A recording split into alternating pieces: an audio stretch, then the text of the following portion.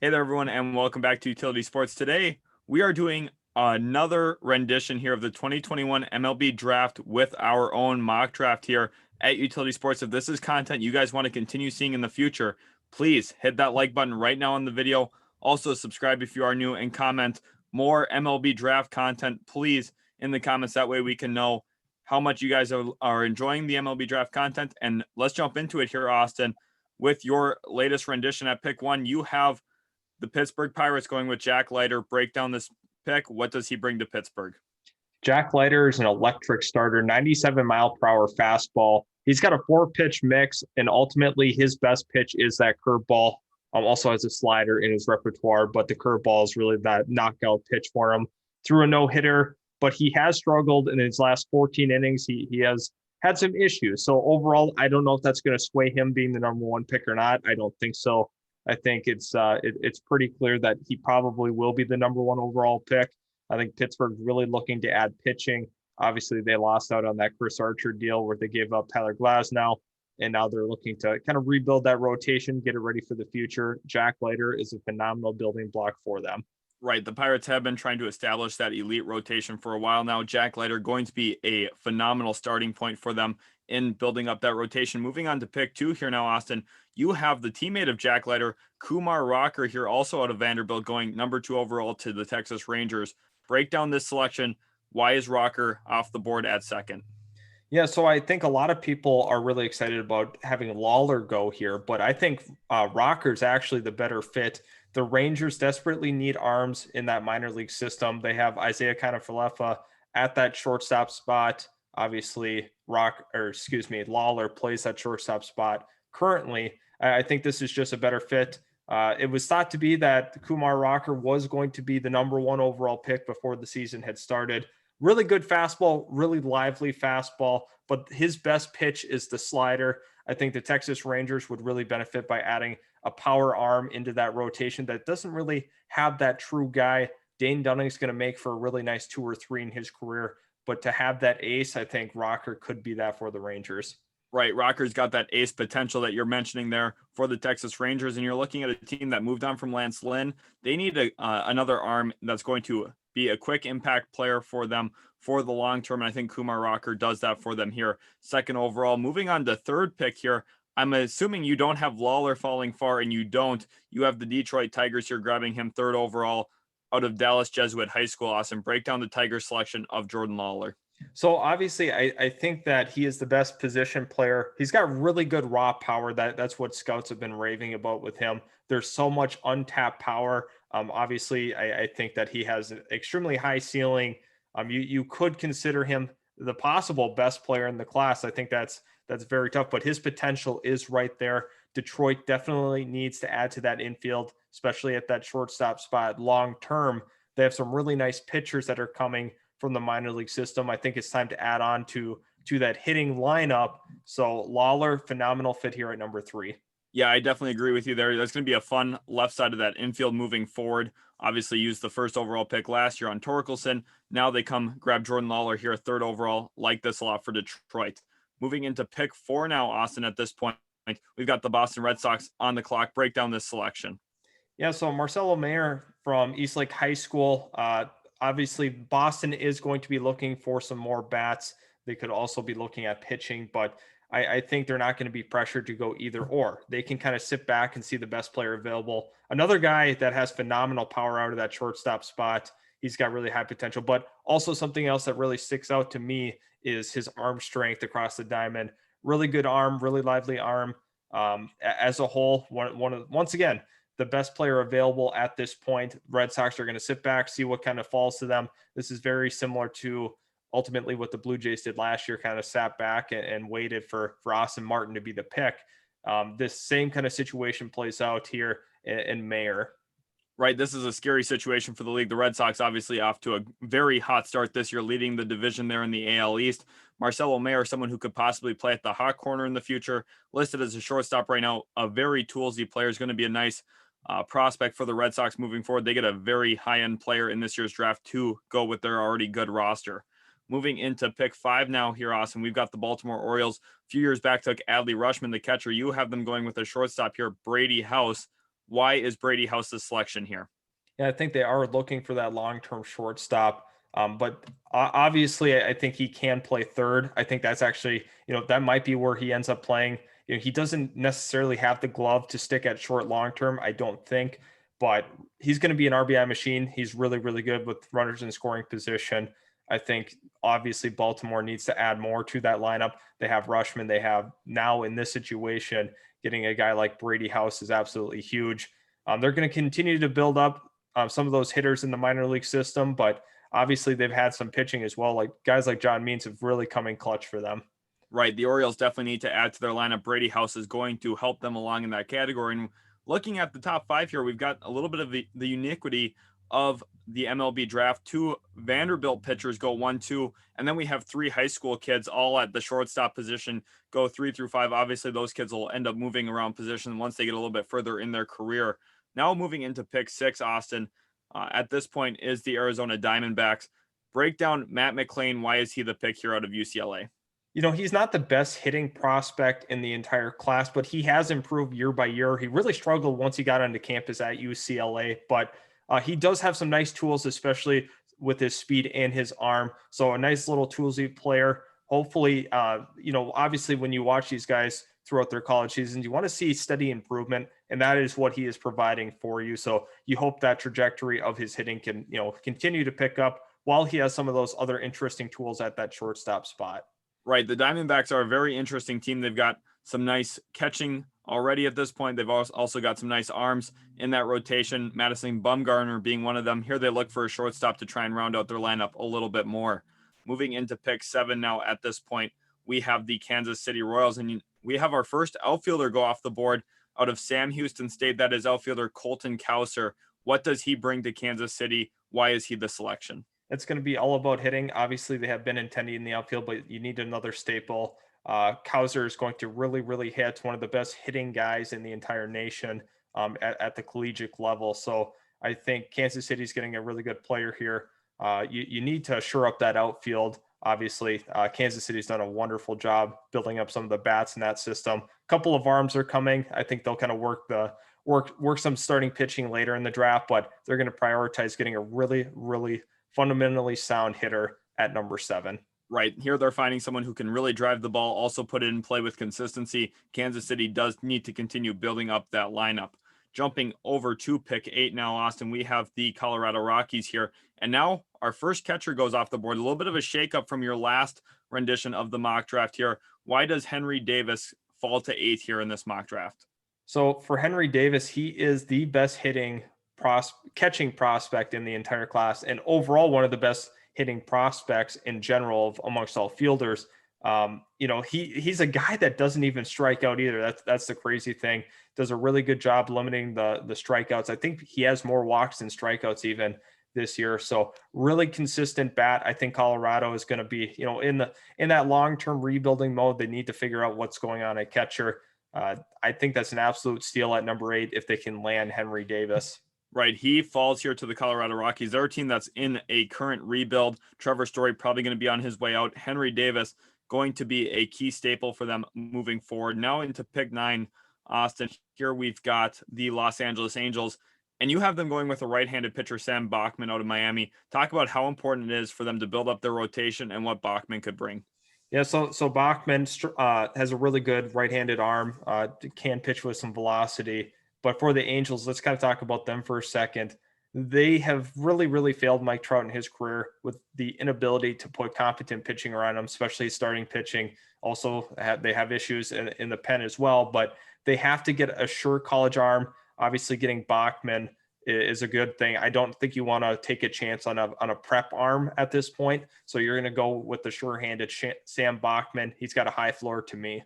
Right. That's the interesting part here of the draft as well. Of course, you could go maybe the longer term approach, grabbing a prep guy, someone straight out of high school, or you could go with a collegiate level player, Sam Bachman here for the Los Angeles Angels. Hope he's going to be a little bit closer to being ready to maybe pair alongside Shohei Ohtani in that rotation. And of course, Anthony Rendon and Mike Trout in that lineup, trying to build out this Angels roster moving forward. Jumping into pick 10, the final pick of the top 10 here. And we've got KHALIL Watson out of Wake Forest High School for the New York Mets. Why is Watson the selection here? Khalil Watson, one of those prep guys. He definitely has some higher potential. I think the New York Mets are going to be prioritizing replacing, or excuse me, not replacing, but having another guy at that shortstop spot. Obviously, they have Lindor right now, but this is a guy that can be versatile in the field. I really like Khalil Watson's upside. Who's to say later on he's not one of those trade pieces moving forward? However, I think Khalil Watson is a phenomenal pick here, one of the best prep players in the entire class going at number 10. Right. The Mets here have been very aggressive this past offseason with new ownership. They've been very aggressive in free agency, also in trade negotiations. Khalil Watson going to add to their stash of talented prospects, possibly to trade later. But like you said, that versatility could be huge, playing him somewhere in that infield with Francisco Lindor for the future. Pick number 11 now, Austin, as we move forward here. We have the Washington Nationals, and you've got Jackson Jobe here out of Heritage High School. Do the Nationals look for another arm, or is this kind of a settle pick? I think they're looking for another arm long term. I think Washington does a really nice job drafting arms and developing arms. Jackson Jobe is an interesting player. He kind of has that mid 90s fastball, 95, 96 is what you could see him clocked as. Has a well-respected slider on top of that. But the thing that really makes him interesting is his potential ability to hit. Thinking about going to college, he wants to, potentially be able to hit and pitch. I guess we're going to have to see if he, takes that route. But I think Washington would be getting a phenomenal player here, a potential two-way guy in Jackson Jobe. Yeah, very interesting storyline to follow there. Kind of reminds me a little bit of Brendan McKay, who the Tampa Bay Rays took a few years back. Many thought he could maybe play first base. We haven't seen him do that yet in the majors, but possibly something to monitor here for Jackson Jobe in the future. Jumping to pick 12 now. At this point, we've got the Seattle Mariners here, and we have another catcher going off the board, Adrian Del Castillo out of Miami. Austin, break down Del Castillo, what he's going to bring to Seattle. Yeah, he's just going to be a trustworthy catcher, moving forward. This is one of those safer picks. I think he has a good body of work at Miami, but Seattle once again is going to be looking to further increase their offense. I think Del Castillo is going to be a contributor once he gets to the majors. I have a couple of questions in the field, but as a whole, he's going to be a solid contributor on offense. I love this a lot for Seattle. You're already looking at a team that has a stacked outfield for the future, looking at Kyle Lewis, Jared Kalinick, who just got brought up this past week as well. The Mariners are trending in the right direction, and Adrian Del Castillo is going to be a great pick, helping them continue to move forward. At pick 13 now, we have the Philadelphia Phillies, and you have them going with Ryan Cusick out of Wake Forest, another pitcher here. Talk about why the Phillies need to look at another arm at this point in the draft. Yeah, they definitely have to be considering arm. Obviously, they have a pretty competent lineup. You look up and down the lineup, there are competent players all over the place. League wide, they have a very, very good lineup. But the thing is, they lack a little bit of depth in the minor leagues in terms of the arms that they do have. They do have some potentially interesting ones that could be impact players, but once again, you got to continue to add that. Cusick's going to be, once again, a very solid prospect for them. I absolutely love Philly grabbing another right-handed arm in that minor league system. Right. The Phillies have spent a ton of money in free agency the past few years, specifically on that lineup for the most part. Now coming in, grabbing Cusick to help out their arms for their rotation or possible bullpen for the future. I like that a lot for Philadelphia. Jumping to pick 14 now at this point, we have the San Francisco Giants, and you have them going with Ty Madden here out of Texas. A little bit of a shakeup from the last mock draft. Why does Ty Madden move up to 14? Yeah, Ty Madden has really come on as of late. In the offseason, he bulked up, definitely put on a little more muscle moving in. But you have seen that reflected in his velocity. We've seen a couple of mile per hour increase all across the board. So he's done a really good job over the offseason for himself, improving his stock. He's now being considered as a mid first round pick. And the San Francisco Giants are going to be looking for another arm. Obviously, they've been the surprise team this year. They've been playing super well. I think they could really benefit by adding another arm into that rotation. Right. San Francisco definitely does need to introduce another arm long-term there. And I think Ty Madden's going to be a very interesting selection. I'm excited to see where he does actually go on draft night. Moving into pick 15 here, the midpoint of the first round, we've got the Milwaukee Brewers here and another right-handed arm here. Gunnar Hoagland, Austin, break down the Ole Miss product. Yeah, so it's unfortunate for Gunnar Hoagland. He now needs surgery for Tommy John. It's really unfortunate for him. He does take a little bit of a dip in this mock. He could be falling further, but in terms of what we've seen on the field, he's a very, very consistent pitcher. One of the best college arms in the entire class. We do see the slide for him. However, it's rough for Hoagland, but I think the Brewers will not shy away from taking another arm. Obviously, Brandon Woodruff, Corbin Burns, and then you add another guy like Hoagland into it. I absolutely love that rotation moving forward because you're taking a chance. Yeah, I definitely am thankful that you mentioned that there, Austin, because the Brewers have that infrastructure there where maybe taking a little bit of a risk on a guy who slid a little bit because of that injury is going to have big time dividends down the road. Corbin Burns obviously just broke the strikeout to walk record. I believe he ended up with 58 consecutive strikeouts without a walk. Also, Brandon Woodruff, we know what he is as a pitcher as well. Gunnar Hoagland going to really fill that rotation out, and that's a great trio moving forward. Pick 16 now at this point, we have the Miami Marlins here, and this is another one of those two-way guys. Bubba Chandler, Austin, break down what he could bring to the MLB.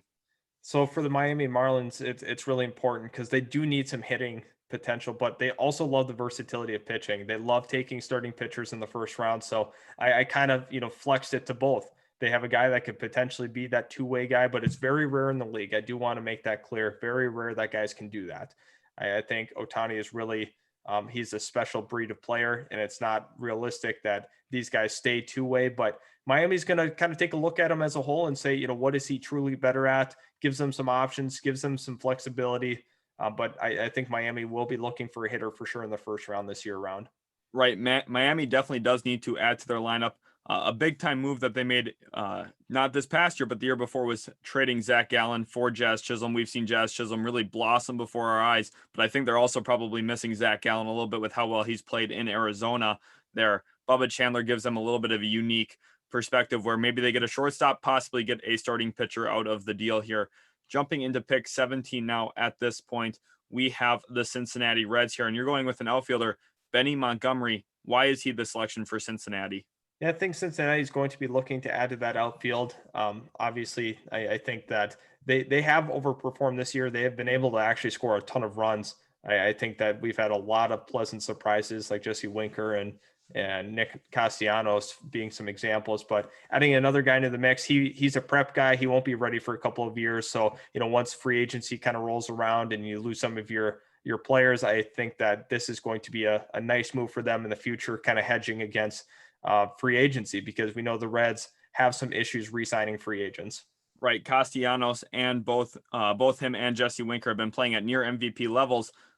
Very likely they're going to lose at least one of those two players to free agency down the road. Benny Montgomery going to come in, be a rotational piece into solving those problems that they lose ultimately in free agency. Jumping over to pick 18 now. At this point, we are staying in the NL Central with the St. Louis Cardinals here, and you're going with another right-handed arm, Chase Petty here. Talk about the strength of this class with some right-handed pitching and why the Cardinals are looking Petty here. Yeah, so overall, the Cardinals are probably, they've seen a lot of those right-handed arms go off the board before them, but this has pretty good depth in the class. Definitely some interesting prep arms as well, but really good college arms in addition. Chase Petty definitely makes sense for the Cardinals. Obviously, I think they need to clean up the back half of that rotation a little bit. I don't think it's awful, but I think that they need to go ahead and make a move to do so. Chase Petty, once again, could be one of those project players. The Cardinals always produce really, really good players from their own system. Chase Petty could be the next. Right, you're looking at the Cardinals here. They have a left-handed arm in the minors currently with Matthew Liberatore in a trade with the Rays a few years back. Also, currently have Jack Flaherty in their rotation. Those are two guys to build around there for the future, but Chase Petty going to come in and really round out that rotation like you had mentioned. Moving into pick 19 now at this point, we've got the Toronto Blue Jays, and yet another right-handed pitcher comes off the board. This one, Jaden Hill out of LSU. I know you really like this kid, Austin.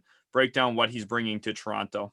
Yeah, I think he's bringing a lively arm to the Toronto Blue Jays.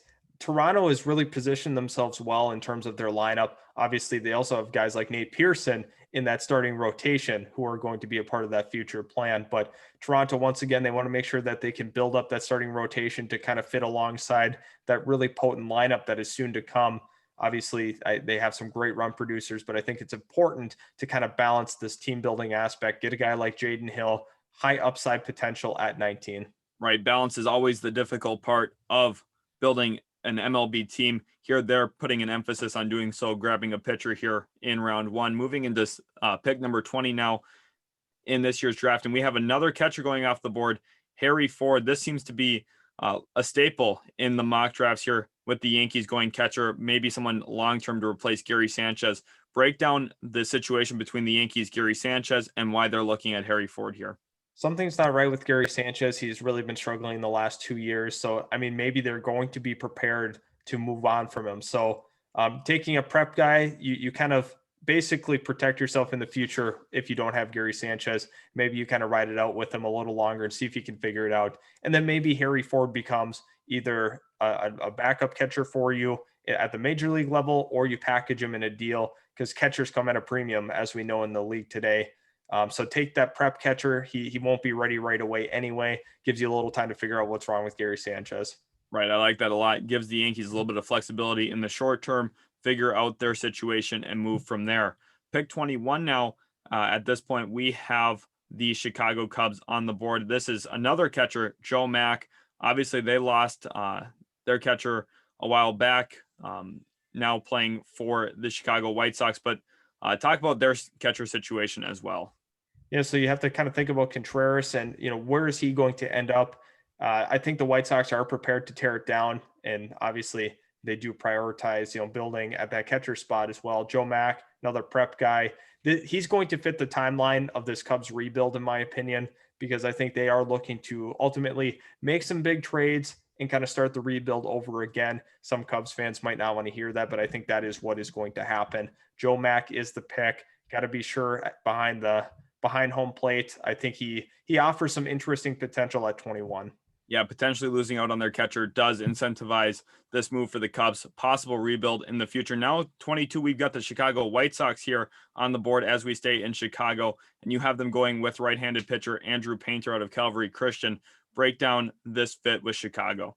So once again, this is going to be that prep arm, but we also have to consider Lance Lynn's last deal is this year. This is last year of his deal. Also, you're not exactly sure long-term where Dallas Keuchel fits in. So this, once again, you don't have to worry about bringing him up right away. Gives you some time to develop a potentially a really good potential prep pitcher in Andrew Painter. And this is a steal at 22. There's some people that believe he could be a top 15 pick.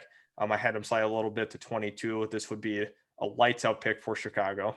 Right. Chicago here are going to be very glad to grab Andrew Painter at this point. Remember, last year they grabbed Garrett Crochet. He made an immediate impact. This time they go for a little bit of a longer term approach with Painter. I like this a lot for Chicago. At 23 now, at this point, we've got the Cleveland Indians, and you have them going with outfielder Jud Fabian out of Florida. Break down his fit. I'm glad you have him going with a hitter here. Yeah, I mean, Cleveland can pitch and they can develop pitching. I don't think that's the need. I think they have to look to that outfield. Obviously, Cleveland has struggled to produce runs as a whole. But I mean, they've been phenomenal once again this year. I mean, they're hanging right in that AL Central. A lot of people were kind of counting them out, but Cleveland just knows how to stick around. Terry Francona is a wonderful manager, but the purpose in going outfield, you have to add another bat to that lineup. They're going to be fine in the pitching department, but getting Fabian here from Florida, a late riser as of now, getting him at 23, I really like that for the Indians.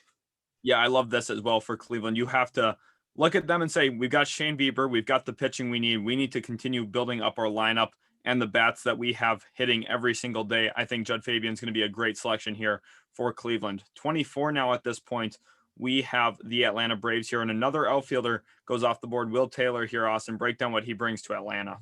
Yeah, so once again, Atlanta has some versatility in the outfield at this point, but assuming that Ozuna doesn't stick around long-term, this gives you that option because another prep hitter, this is where you take chances. These good teams can take chances on these prep guys. Overall, they want to hope that, they haven't been discovered as well, because it's hard to scout these prep kids. You don't know level of competition. There's a lot of factors that go into it. That's why these teams at the back end generally know how to pick the prep guys better. Getting a guy like Will Taylor could kind of hedge them if they lose, obviously, Ozuna. Right. It all comes down to the evaluation of tools, projecting where some of these young kids are going to be, not only just a year or two from now, but 3, 4, even 5 years down the road. The Atlanta Braves have a shot to stay very, very, very good for a long term if they hit on a couple of these late round picks. Will Taylor has a shot to be one of those hit selections for them at 24. Moving into pick 25 now, Austin, we've got the Oakland Athletics here. What a great year for Oakland so far. They've been playing lights out baseball, one of the best teams in baseball all season long. And you have them going with another outfielder here, Ethan Wilson out of South Alabama. Break down what he brings to Oakland. Yeah, so Oakland's going to be looking for an established hitter. Ethan Wilson kind of came out of nowhere, really surprising people at South Alabama, but Oakland does not care where you come from. They do a great job evaluating talent. I think maybe because he went to South Alabama, he's kind of flying under the radar. And maybe this is once again another steal for the Athletics. They've done a nice job, building their team as a whole with very little money.